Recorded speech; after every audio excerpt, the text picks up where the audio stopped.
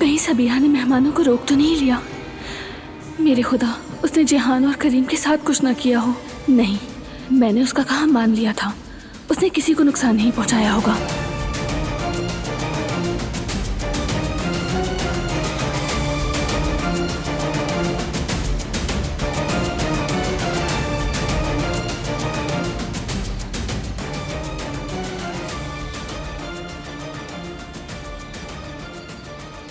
Hello करीम, मैं कब से कॉल कर रहा था तुम्हें, काफी देर हो गई है।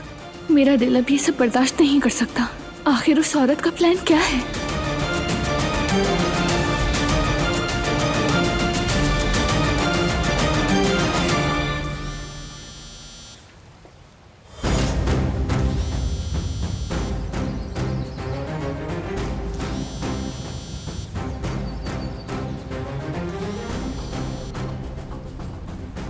जी फरमाइए।